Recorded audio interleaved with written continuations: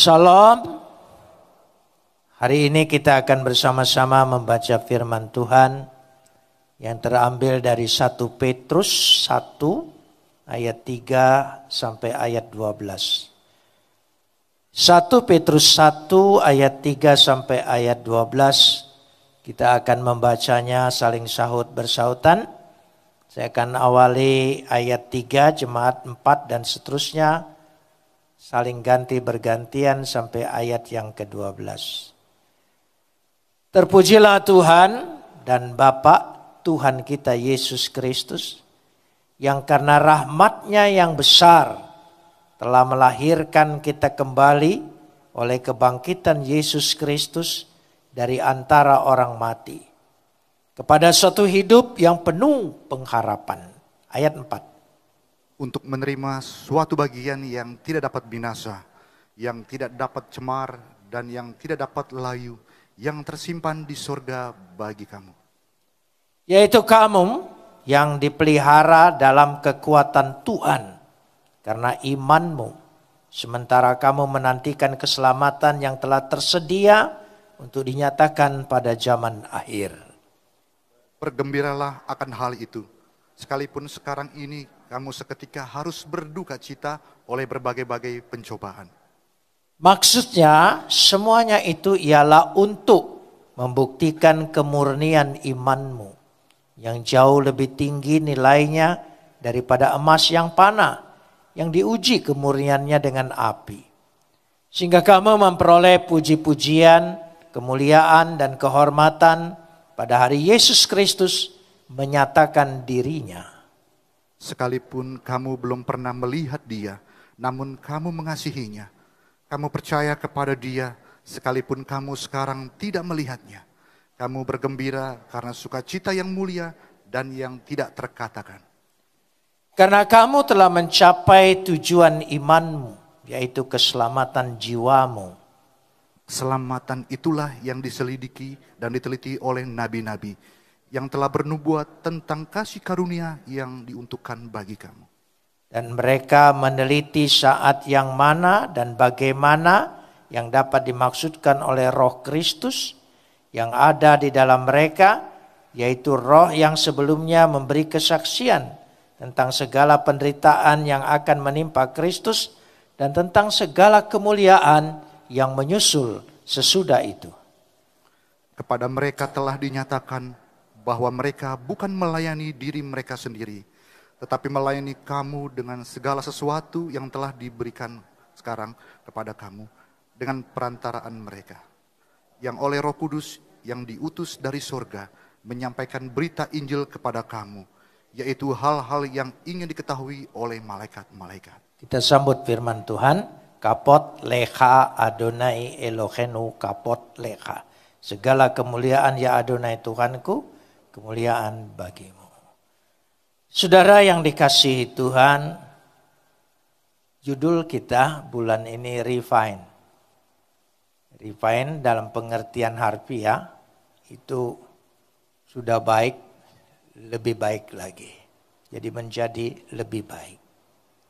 Menjadi lebih baik yang sesudah baik melalui penyaringan, penampian, pengujian, dan pemurnian. Sehingga dengan demikian kalau saya perhatikan bacaan kita ini, ada 7 aspek hidup, yaitu kehidupan di dalam Kristus. Kita ingin bahas satu-satu.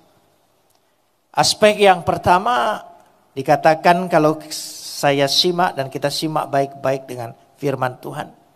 Hidup yang penuh pengharapan. Jadi hidup dalam Kristus itu adalah hidup yang punya harapan. Bahkan dikatakan bukan punya tapi penuh pengharapan.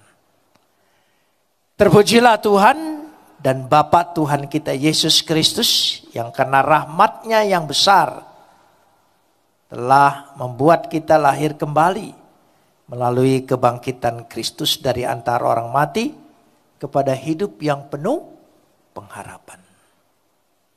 Kita mengenal Bapa, Anak, dan Roh Kudus. Jadi Beshem, Ha'ab, Wihaben, Werua, Hakodes, Elohe, Ehad. Isto onoma tu patros, ketu iu, ketu agiu, penematus. Kenapa demikian? Isto onoma, dalam satu nama. Jadi tidak 3 nama, 1 nama. Ya, di dalamnya ada Bapa, Anak, dan Roh Kudus. Itu arti Trinitas yang dianut oleh GKA, yang kita percaya karena itu diwariskan oleh gereja-gereja mula-mula. Isto onoma to patros keto iu keto agiu pneumatos. Dalam nama Bapa, Anak, dan Roh Kudus, Tuhan yang Esa. Jadi tidak berbagai nama, tapi satu nama. Jadi kita menyembah Tuhan yang Esa. Dari itulah dikatakan dalam manifestasi Trinitas ini melalui anaknya Yesus Kristus. Firman yang menjadi manusia. Dan firman itu mengerjakan karya keselamatan itu. Karena tidak ada manusia yang sanggup menyelamatkan dirinya sendiri. Sejak Adam jatuh dalam dosa, ya, manusia bukan makin dekat dengan Tuhan, tapi makin jauh. Dia pergi dari Taman Eden dan dilanjutkan oleh anaknya Esau lebih jauh lagi, sampai turunan Esau, Nimrod lebih jauh lagi. Hanya tersisa sedikit pengetahuan tentang Tuhan yang dibawa oleh Esau, yang dibawa oleh Adam. Tapi karena mereka makin jauh, makin ke timur, makin jauh. Menjauh daripada Taman Eden. Bukan mendekatkan diri ke Taman Eden. Itu manusia. Karena itu manusia tidak sanggup menyelamatkan dirinya sendiri. Tuhan mengasihi manusia, mengutus firman yang ada dalam dirinya untuk menjadi anaknya. Dijadikan anaknya. Egeneto, dijadikan anaknya. Untuk menyelamatkan kita semua. Melalui Yesus Kristus, kita yang percaya, dikatakan di situ, Yesus mati buat kita. Tapi sekaligus bangkit buat kita. Melalui kebangkitan Yesus Kristus itu, kita beroleh hidup kekal. Hidup yang baru. Saya ingin kasih contoh. Akhir-akhir ini saya banyak berdiskusi, mendapat pertanyaan dengan orang-orang yang percaya kita reinkarnasi. Ya, setelah mati nanti kita didaur ulang untuk kalau kita jelek jadi monyet, kalau kita baik jadi manusia yang lebih baik, ya lebih baik. Ini. Dan lebih baik lagi kalau terus baik-baiknya kita jadi dewa. Reinkarnasi. Rupanya ini sisa yang dibawa. Dan kita percaya juga reinkarnasi dalam arti pengertian Alkitab. Hidup baru. Kita reinkarnasi untuk hidup nanti, hidup yang kekal. Bukan jadi monyet berproses lagi, jadi anjing lebih setia lagi, lalu baru jadi manusia. Bukan itu. Jadi kita beroleh reinkarnasi hidup yang kekal. Untuk menunjukkan aspek reinkarnasi beroleh hidup yang kekal, kita diciptakan. Sejak kita percaya Yesus oleh pekerjaan Roh Kudus menjadi ciptaan baru. Itu aspek beroleh hidup yang kekal. Hidup baru. Kalau tidak hidup baru berarti kita belum memiliki aspek kebangkitan Kristus di dalam diri kita. Kita baru mendengar sebagai satu ajaran, tapi belum mengalami. Karena itu hidup kita akan penuh pengharapan.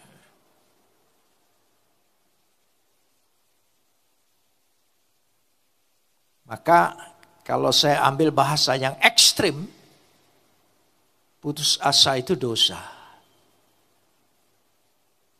Sebagai orang percaya. Karena orang percaya hidupnya penuh dengan pengharapan. Kalau kita perhatikan di sini, bahwa kelahiran baru kembali itu seperti memiliki tanda yang sudah dihisapkan oleh kematian Kristus dan kebangkitan Kristus. Apa saja yang telah dihisapkan? Saya mencatat ada 5 hal yang paling penting. Yang pertama adalah penebusan. Ya. Jadi lewat Kristus kita memiliki ya, hidup yang dikatakan tadi aspek dihisapkan. Ya, dari kematian Kristus yang kita percaya dan kebangkitan Kristus ada sesuatu yang sudah dihisapkan menjadi milik kita. Penebusan. Bahwa kita sudah ditebus. Bukan budak, tapi anak ditebus. Yang kedua, kita beroleh pembenaran. Karena kita tidak bisa mengejar memperoleh kebenaran itu sendiri oleh kebenaran kita. Jangankan kebenaran, etika, moral, berbeda orang.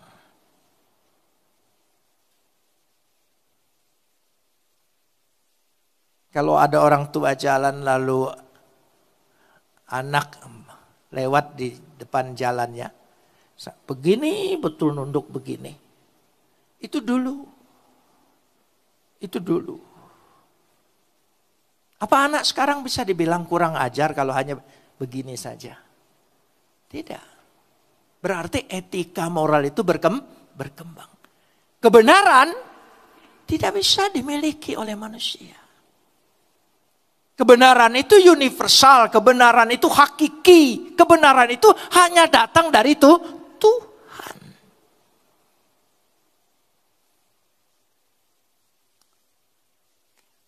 Nah setelah, jadi kita bukan kita yang memperoleh dalam arti begini, mengerjakan kita iya, tapi pembenaran semula itu dari Tuhan. Kita dibenarkan dulu, baru bisa hidup dengan benar. Bukan hidup dengan benar untuk memperoleh kebenaran.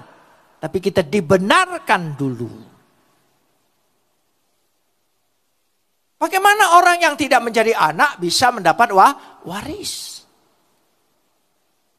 Jadi anak dulu baru dapat waris.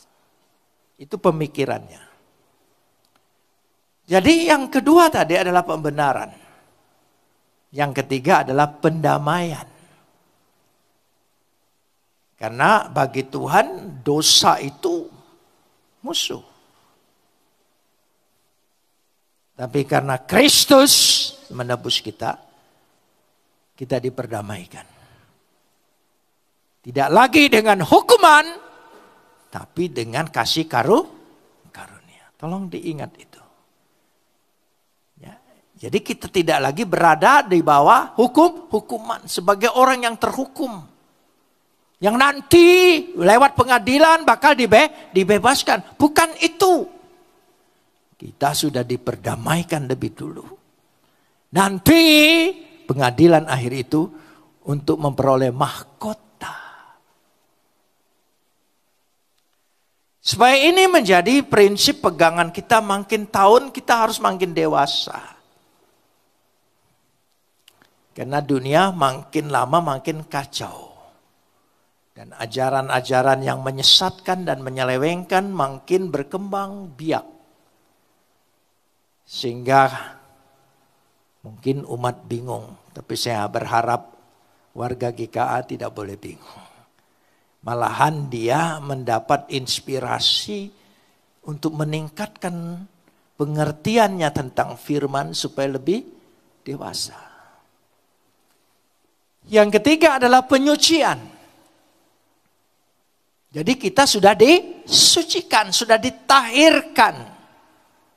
Merah seperti kirmiji akan putih seperti salju. Bahkan seperti kesumbah pun akan putih bersih. Kesumbah itu belel. Dia akan dibersihkan kembali. Tanpa cacat. Dan kalau sudah bersih, harus menjaga kebersihan itu kan. Saya kadang-kadang sedang berpikir, kenapa kita cuci handuk? Karena handuk itu dipakai sudah dicuci semua. Kita sudah bersih semua, sudah mandi semua, sudah sabun, sudah apa. Tapi kita pakai handuk, berarti handuk harus tetap bersih kan. Ya kenapa dicuci lagi? Berarti kita tetap harus terus bersih, harus terus bersih.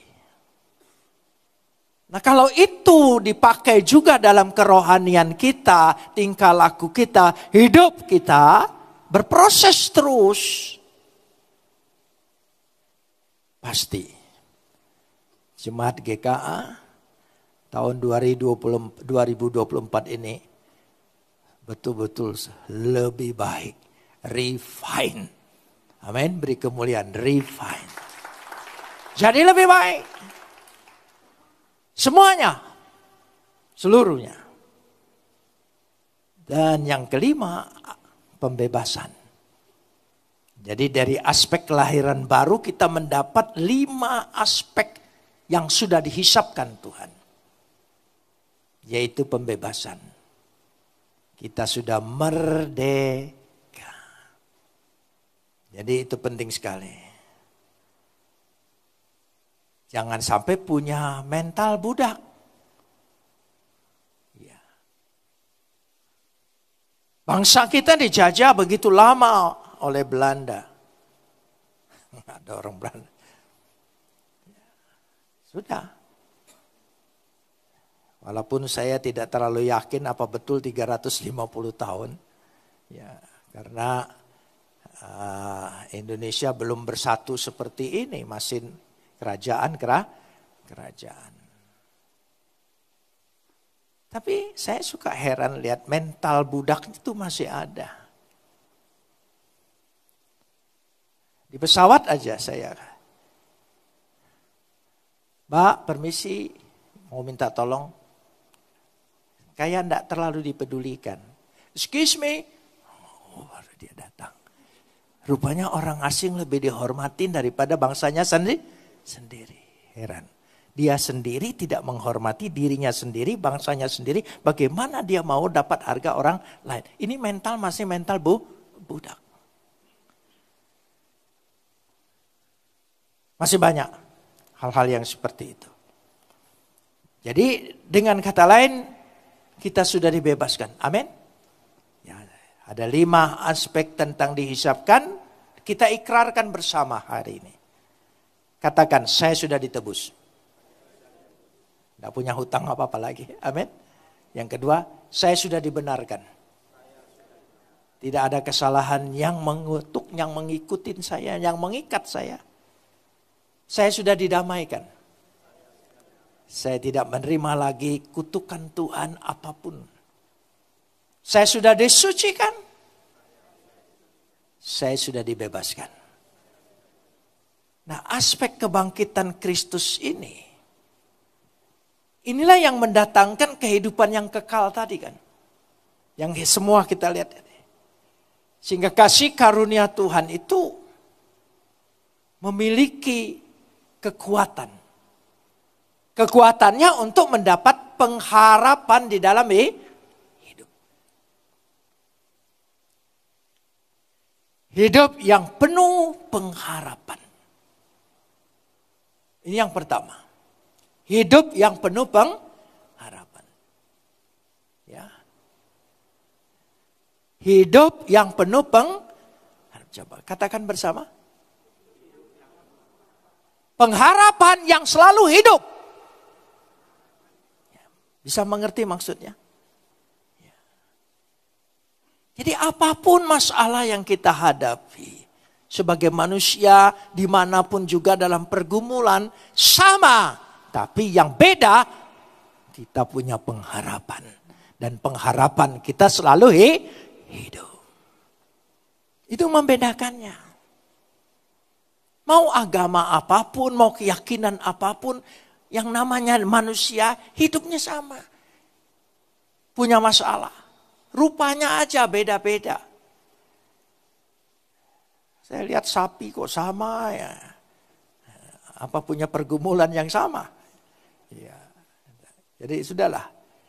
Jadi yang membedakan kita hidup yang memiliki pengharapan. Amin. Ya, kita hidup memiliki pengharapan. Pengharapan kita selalu hidup. Hidup. Yang pasti. Yaitu kenapa pengharapan kita selalu hidup? Karena beroleh hidup yang kekal. Nanti pun kita terima hidup yang kekal.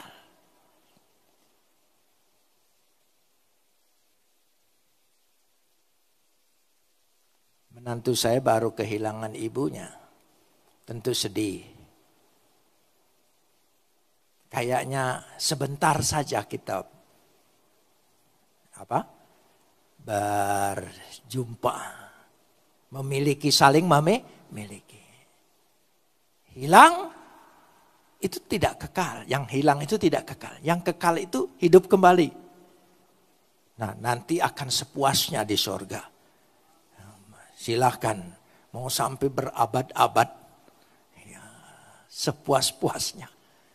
Jadi hilang sementara, nanti bakal berkumpul kembali dengan kehidupan yang lebih kekal.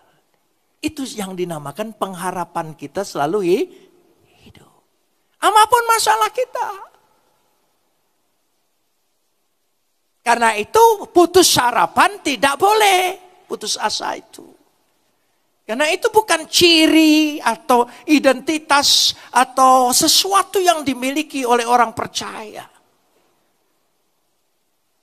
Gak boleh. Bisa dimengerti kalau bunuh diri itu salah. Iya. Gak usah bunuh diri, nanti juga mati juga. Oh iya, sudah tunggu aja waktunya. Yang kedua, dikatakan sini ayat yang keempat. Ayat yang keempat. Kita belajar bersama ayat yang keempat. Untuk menerima suatu bagian yang tidak dapat binasa. Yang tidak dapat cemar dan yang tidak dapat layu. Wow. Ya, saudara. Untuk menerima suatu bagian yang tidak dapat binasa. Yang tidak dapat cemar. Dan yang tidak dapat layu. Yang tersimpan di sorga. Saya terjemahkan dengan bahasa yang paling menurut saya teologis. Untuk menerima warisan. Ya, untuk menerima warisan. Karena anak itu berhubungan dengan warisan. Ya. Yang tidak dapat binasa, yang tidak cemar, dan yang tidak layu. Kalimat terakhir, tolong baca. Lebih keras. Bagi apa? Coba. Yang tersimpan di sorga bagi aku. Coba katakan. Yang tersimpan. Jadi kita akan menerima hidup ya yang memiliki warisan. Jadi kita hidup sekarang ini menerima warisan. Yang tidak dapat binasa, warisan kita. Yang tidak dapat cemar, yang tidak dapat layu, yang tersimpan di sorga bagi aku. Amin? No. Kita semua punya. Amin? Jadi tidak akan mati kesasar. Saudara. Jadi tidak akan. Ya. Kalau di dunia tidak dapat warisan orang tua, ya sudah tidak apa-apa. Tapi ya warisan yang kekal itu. Ya, orang saya perhatikan, orang Palembang itu kalau soal warisan, dahsyat. Karena itu orang Sumatera. Orang Sumatera itu, bagian ya, lebih sedikit tidak bisa itu saudara itu. Saudara. Tapi saya perhatikan saudara-saudara saya yang ngotot dengan warisan, hidupnya tambah miskin. Ya, apalagi yang menyelewengkan warisan, tambah tidak benar tuh hidupnya. Makanya saya pikir uang warisan dengan uang judi itu hampir sama. Panas. Ya. Jadi bersyukur warisan kita ini tidak layu, tidak cemar, tidak binasa. Karena tersimpan di sorga. Di sorga tidak ada koruptor, percayalah. Malaikat tidak bernafsu. Ya. Jadi pasti tersimpan, terjaga, tersimpan, terjaga. Buat aku. Amin. Hai ahli waris sorga, bersoraklah, beri kemuliaan bagi dia. Itu warisannya.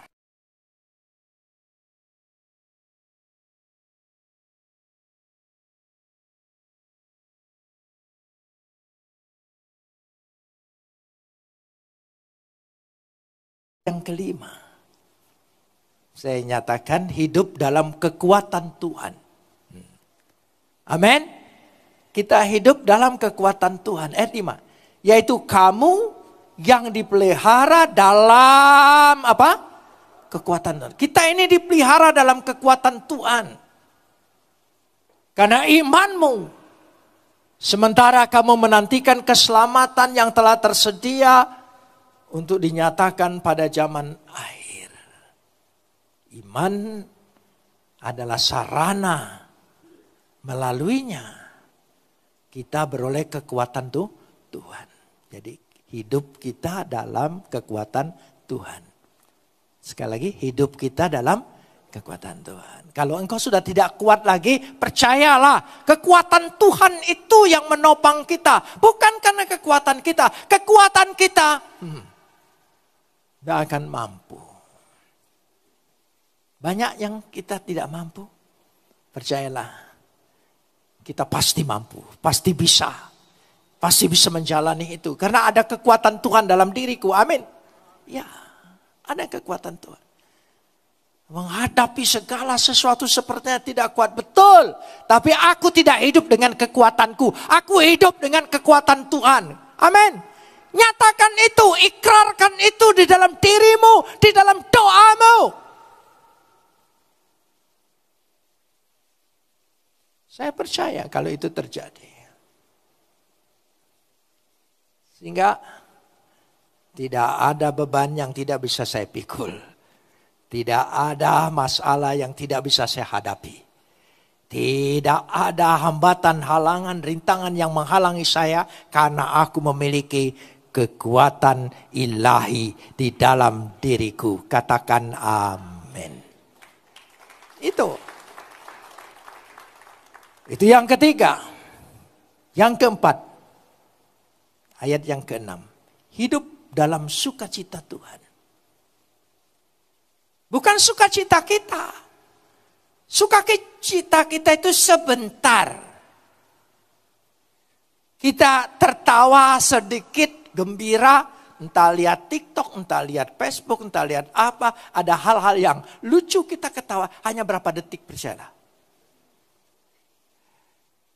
Tapi realita hidup yang menyelubungi pikiran kita. Jadi bersukacita dalam Tuhan. Sukacitaku itu dari Tuhan. Amin. Kenapa kita khawatir? Kenapa kita cemas? Berulang saya katakan, kenapa khawatir, cemas dan takut? Karena kita selalu berbicara dengan diri kita. Coba, apa yang kita khawatirkan, kita ngomong dengan diri kita kan? Apa yang kita cemaskan, kita ngomong dengan diri kita. Karena itu tambah khawatir, tambah cemas, tambah takut. Coba bicara dengan Tuhan.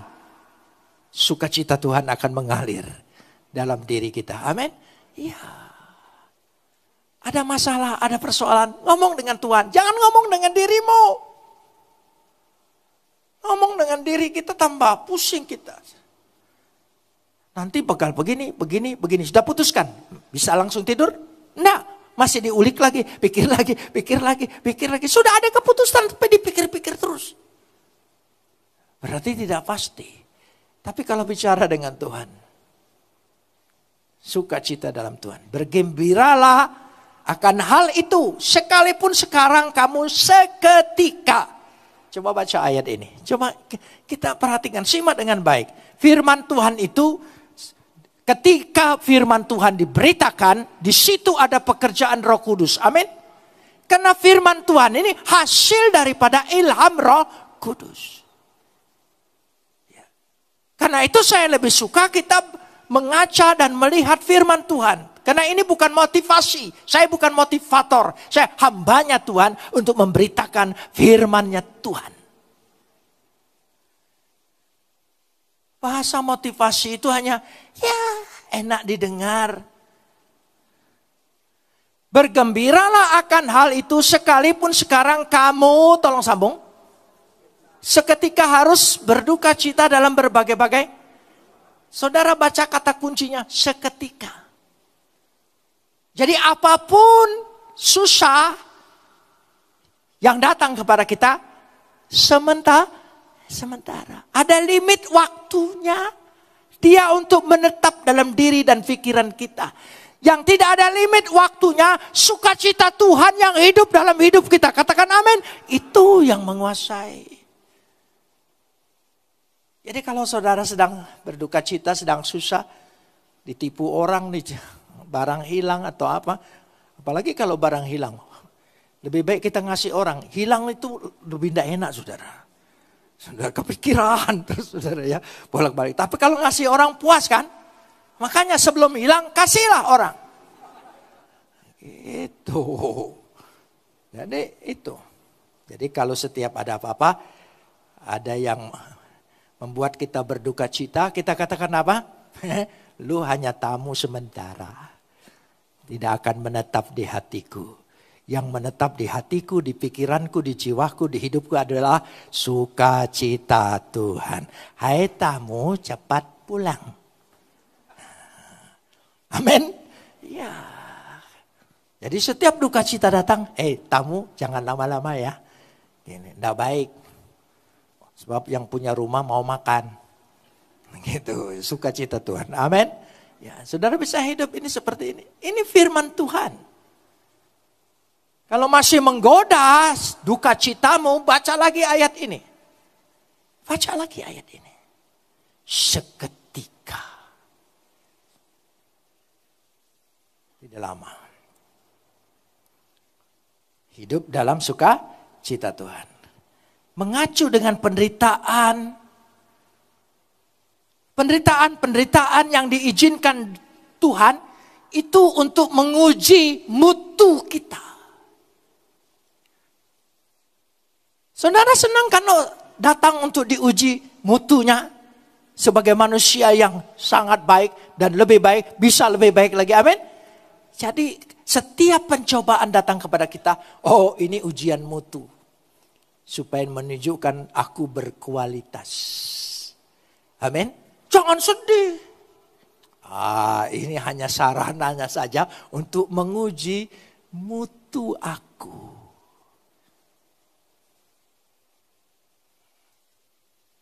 Ya.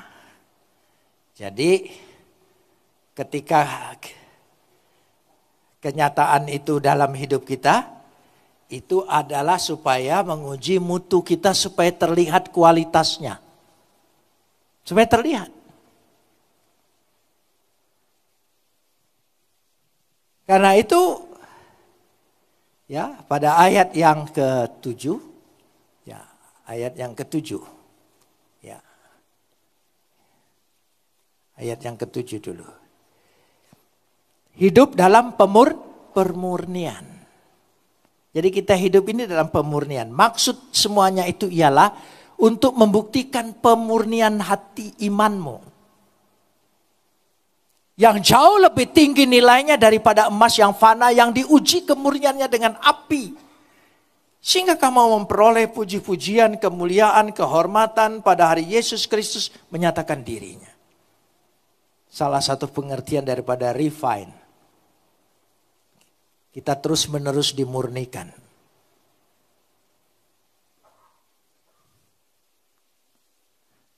Saya dulu anak gelap.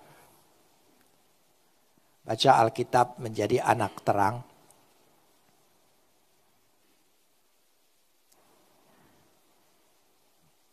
Kira-kira Yesus sayang saya enggak? Sayang saya karena dia ambil dari hidup yang lama kepada hidup yang baru. Itu berarti dia sayang. Tapi kenapa setelah jadi Kristen, tahun 72 saya bertobat, 73 dibaptiskan. Karena saya gereja Metodis, setahun ikut katekisasi, nggak cepat-cepat dibaptis. Ya. Tahun 74 ditangkap.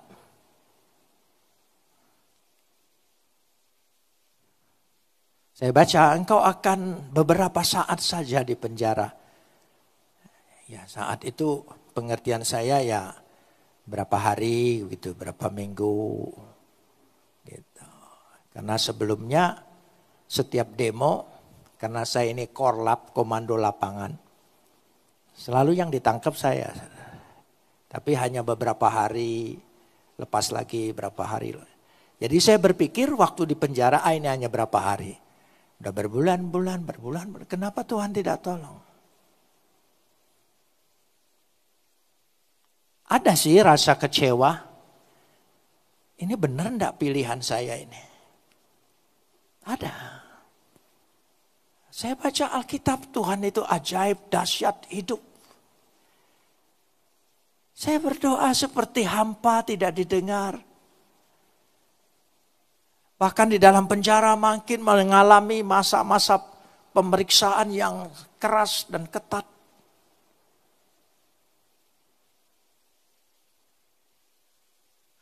Saya masuk dalam tahanan politik ya. Walaupun urusan agama, tapi saya masuk waktu itu subversi. Jadi tahanan politik. Ditahan oleh Kopkamtib, Laksus. Dititipkan di RTM, rumah tahanan militer. Kamar saya di sebelah Menteri Luar Negeri Subandrio. Jadi sederajat dengan Laksamana, Umar Dhani segala macam. Ya. Orang yang saya musuhi di luar, di penjara ketemu. Malahan saya ditertawakan, katanya pendukung Orde Baru, kok ditahan? Ya, tambah menyakitkan saudara. Tertekan. Dan tidak boleh, kami itu tidak boleh berkomunikasi dengan orang luar, dengan berita TV segala macam, tidak ada. Yang boleh itu saya hanya diizinkan bawa Alkitab. Tuhan ingin memurnikan pikiran saya. Saya sangat senang sebelum menjadi Kristen. Pegangan saya itu buku-buku filsafat. Jadi pemikiran-pemikiran filosof-filosof itu sangat saya kuasai. Ya. Setelah tidak boleh baca semua, padahal hobi saya membaca. Ya, saya kalau ke toko buku itu tidak bisa sebentar, lama. Tapi sekarang agak cepat, karena banyak kurang bermutu yang diterbitkan. Karena sudah diambil alih oleh internet ya, saudara. Jadi setelah tidak boleh baca buku, hanya baca Alkitab. Tuhan ingin memurnikan pikiran saya. Supaya waktu saya nanti menjadi hamba Tuhan, saya masuk sekolah pendeta ditangkap itu. Ya. Di I3. Sayang sekali dosen-dosen banyak sudah meninggal. Ya. Ada yang saya bikin pusing, Ibu Esther Caroline. Dosen. Dia mengajar surat-surat Rasul Paulus. Kalau saya sudah angkat tangan, yang gemetar bukan di saya tapi dia. Aduh, pertanyaan saya itu bisa menggoncangkan imannya dia. Ya, saya tanya, karena kan saya prosesnya dari tidak percaya menjadi percaya. Jadi apa yang saya ingin percaya itu, saya ingin itu masuk akal. Sampai ibu itu punya senjata. Saya selalu dipanggil di sana namanya Pak Paulus. Paulus, nama baptisan saya itu Pak Paulus. Jarang saya pakai itu. Karena anda enak nanti. Paulus kan Paul kan. Ya itu enggak enak. Nanti kalau saudara pergi ke tempat ngopi roti Paul itu minta gratis. Saya enggak tanggung jawab. Saudara. Ya. Jadi ibu itu punya. Jawaban ibu. Roh Kudus tidak mengizinkan saya menjawab pertanyaan Bapak. Ini sekolah, akademis, dosennya jawab seperti ini. Mabuk saya. Ujian, terangkan kitab Roma 10 hal. Banyak pertanyaannya 10. Saya jawab, Roh Kudus tidak mengizinkan, Roh Kudus tidak mengizinkan. Saya kasihkan. Bukan ibu itu memperbaiki, saya sorenya dipanggil rektor. Ini tidak rohani, perlu digembalakan. Saya jawab. Bapak tidak bisa bilang begitu. Apalagi Bapak orang Jerman. Ini penjajahan rohani. Dulu orang Eropa sudah jajah kami secara fisik. Sekarang Bapak mau jajah lagi secara rohani. Mereka berunding. Dikeluarkan, sayang nanti murtad lagi. Ya, ya sudah. Tuhan tahu. Ini harus sekolah saya ini. Masuk penjara. Tidak boleh baca apa kecuali kita bolak-balik. 25 kali saya tamat baca Alkitab ini. Selama 6 tahun dalam penjara. Sampai lihat kata-katanya semuanya. Perhatikan betul. Dihubungkan lagi semuanya. Karena itu sampai hari ini, maafkan kalau saya berkhotbah tidak bisa modern. Saya hanya memberitakan firman. Sebab firman itu hasil pekerjaan Roh Kudus. Ketika firman diberitakan, Roh Kudus bekerja atas firman itu di dalam dirimu. Amin. Apa yang kita butuhkan, dia memberikan jawaban dalam hatimu dan imanmu. Jadi itu pemurnian. Jadi banyak hal caranya. Tidak semua masuk penjara ya. Enggak. Saya tidak berharap. Karena saya mengharapkan saudara hari Minggu hadir terus di sini. Jadi saya doakan jangan sampai masuk penjara. Tapi ada pemurnian. Berbagai macam. Kita sedang dimurnikan. Dari masalah keluarga, ekonomi, tetangga, pertemanan, persaudaraan, kita sedang dimurnikan. Kita sudah baik, tapi orang selalu jahat dengan kita, kasar dengan kita. Anggap saja dia amplas. Ya, amplas yang dipakai dijual nggak laku, tapi kayu yang sudah diamplas pasti laku. Amin, itu berharga. Amin. Ya udah. Jadi kalau sekarang pulang dari sini ketemu yang kasar, amplas. Ya sudah. Oh iya. Tenang. Ya, itu hidup dalam pemurnian. Jadi hidup kita itu dimurnikan terus.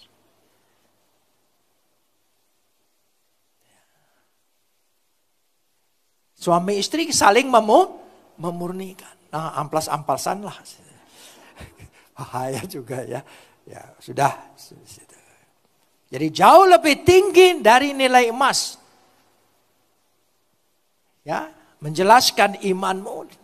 Ya, pemurnian itu adalah bukti iman. Kemudian kehormatan, pujian, kemuliaan Tuhan berikan.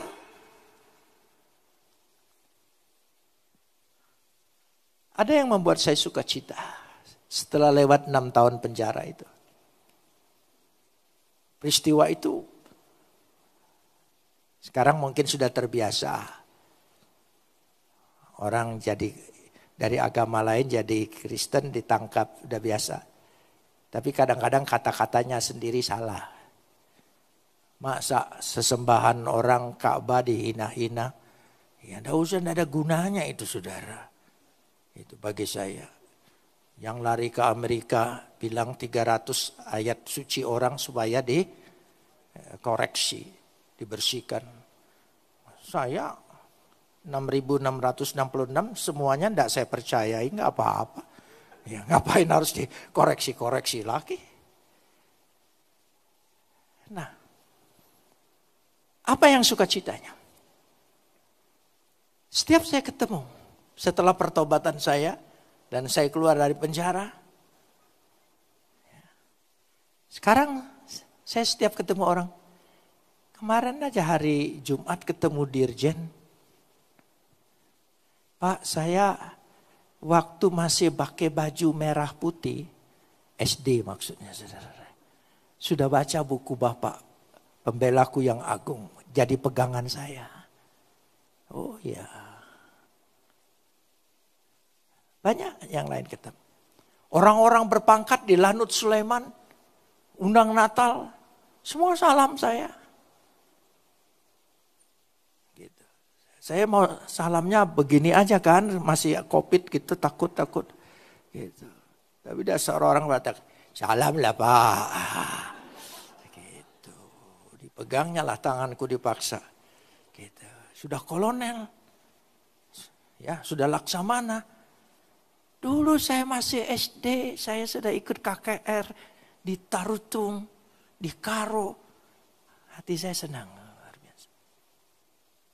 Semua buah-buah yang dulu. Jadi firman Tuhan itu tidak pernah kembali dengan bawa jiwa baru. Hadir dengan pangkat yang baru, kedudukan yang baru. Saya berdoa, anak-anak kita juga akan seperti itu, amin. Loh iya, saya sangat percaya, saya berdoa. Pembesar-pembesar akan lahir dari anak-anak kita di sini. Amin. Akan lahir. Luar biasa. Itulah pujian, sukacita, dan sebagainya. Pelayanan di kampung menggembirakan. Saya lewat anak-anak kecil itu karena saya kalau pergi ke desa itu selalu bawa camilan, makanan untuk dibagi-bagikan. Karena orang di sana itu yang penting itu. Saya bawa itu. Ya, jalannya di sini, mereka kampungnya kan di atas. Jalan dia bawa. Mereka lihat saya datang. Mereka sudah teriak, "Mak, Yesus datang." Tidak abuna mereka, Yesus datang. Saya bersyukur. Anak kecil melihat saya, ada Yesus dalam diriku. Amin. Sampai bilang Yesus dah, ayo pendeta mana yang dibilangin Yesus datang. Itu kehormatan, sukacita. Saudara ketawa. Rasain 6 tahun. Dalam penjara. Makanya jangan lihat suksesnya saja, tapi lihat proses penderitaannya. Oh Yusuf dibuang di sumur, masuk penjara, jadi Perdana Menteri di Mesir. Jalanin dulu proses Yusuf. Jalanin dulu proses Daniel masuk ke kandang singa. Ayo masuk ke kebun binatang, sodorkan tanganmu. Jadi kalau orang berbicara bayar harga hanya di atas mimbar, buktinya tidak ada, bukan bukti iman.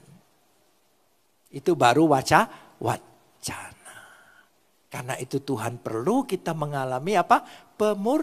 Pemurnian untuk membuktikan iman kita berkualitas, punya mutu. Supaya tidak wacana. Terima pemurnian dari Tuhan. Katakan amin. Saya senang kalau saudara menyambut lebih baik. Ya, karena itu jauh lebih tinggi. Hidup dalam pemurnian. Kenapa kita dimurnikan? Ya, kita lihat ada beberapa poin. Saya ingin ini yang berharga dulu. Yesus itu adalah batu yang berharga. Batu yang berharga. Ya. Dalam pasal 2 ayat yang keempat. Ya. 1 Petrus pasal 2 ayat yang keempat. Ya. Dan datanglah kepadanya batu yang hidup itu. Dan memang dibuang oleh manusia. Tetapi dipilih dan dihormat di hadirat Tuhan. Dia batu yang sangat berharga. Ya, dia darah yang mahal, masih dalam 1 Petrus. Dia janji yang berharga, dia iman yang berharga, dia ujian yang berharga. Jadi ujian kepada kita berharga itu. Pemurnian yang kita alami berharga. Amin saudara. Jadi berharga. Karena berharga kita perhatikan sungguh-sungguh. Ya, di situ. Yang keenam, hidup dalam rahasia ilahi. Ayat 8 dan 9. Hidup dalam rahasia. Sekalipun kamu belum pernah melihat dia. Lihat Yesus. Ya. Namun kamu mengasihinya. Kamu percaya kepada dia. Sekalipun kamu sekarang tidak melihatnya. Kamu bergembira karena sukacita yang mulia dan yang tidak terkatakan. Karena imanmu telah mencapai tujuan imanmu, yaitu keselamatan jiwa. Kita ini orang yang mengasihi orang yang belum kita lihat. Itu adalah ajaib dan misterius. Kita puji dia, kita sembah dia. Amin. Saudara belum ketemu Yesus? Ya sama dengan saya. Iman kita standar. Ya, kalau iman yang tinggi itu sudah ngobrol dengan Yesus. Minum kopi. Kayak Yesus senang Starbucks aja. Ya, ada kesaksian seperti itu. Menurut saya ya sudahlah urusan dia gitu saudara. Ya, kita standar Alkitab aja. Yang kamu tidak lihat, yang belum bertemu tapi kamu percaya dia, memuji dia. Bahagianya luar biasa. Itu standar keselamatan yang kita miliki. Amin. Saudara senang lihat lukisan Yesus? Bagus. Apa itu oleh ortodok, apa itu lukisan-lukisan film-film yang menyatakan Yesus itu indah sekali, kayak bagus sekali. Percayalah.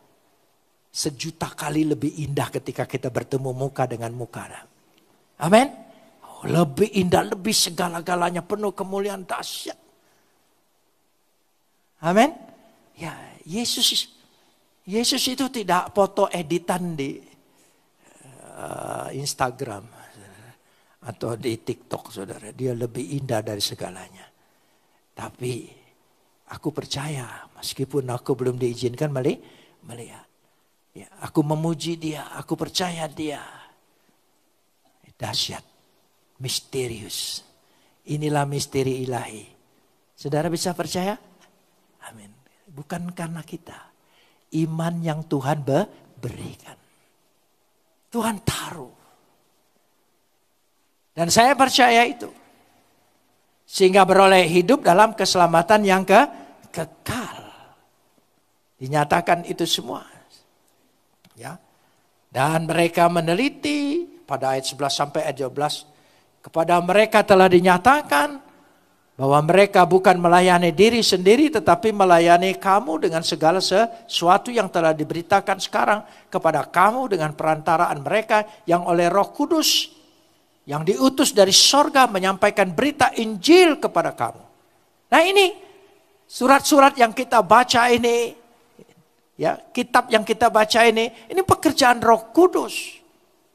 Inilah berita Injil, kabar sukacita yang kita terima. Itulah poin yang ketujuh. Hidup dalam keselamatan yang kekal. Mari kita hidup dalam keselamatan yang kekal. Ya, melayani, menyampaikan berita. Hal-hal yang ingin kita ketahui, ingin diketahui oleh malaikat. Tapi bukan berita untuk malaikat, untuk kita. Untuk kita. Ajaib. Dari mana saya bisa punya Alkitab yang mengubah hidup saya? Ada orang Kristen datang ke saya, oh enggak berani. Enggak berani. Saya bersyukur, saya memang perlu dimurnikan 6 tahun penjara. Karena aliran saya dulu, habis saudara. Ya. Saya kalau lewat depan gereja, enggak pernah noleh ke itu gereja. Saya balik muka sebelah sini. Untung di sebelahnya enggak ada gereja juga. Sebab kalau saya lewat gereja, lihat gereja saja, itu muka saya tidak diberkati Tuhan 40 hari. Itu pengertian saya. Jadi saya anti sekali. Tapi untuk menghancurkan gereja, saya perlu datang ke situ. Ya. Jadi persekutuan di rumah-rumah yang dekat daerah kami, saya obrak-abrik.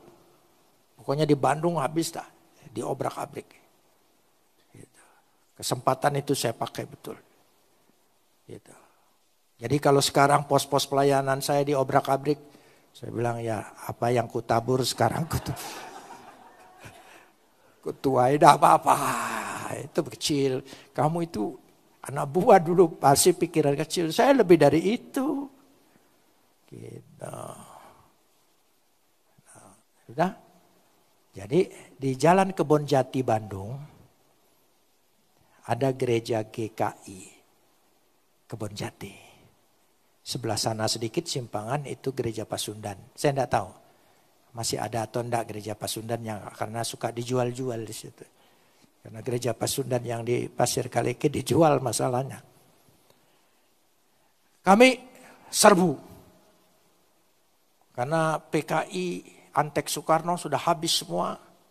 Ya, Braga sudah lautan kaca. Kalau zaman dulu orang buat lautan api, saya buat lautan kaca. Yang pertama kali berani menurunkan gambar Soekarno di kantor gubernur itu saya. Waktu saya sebagai ketua KAPI. Gitu. Sorry ya. Ya kira-kira ngerti lah maksudnya sudah. Nah, kami serbu. Mau dibakar.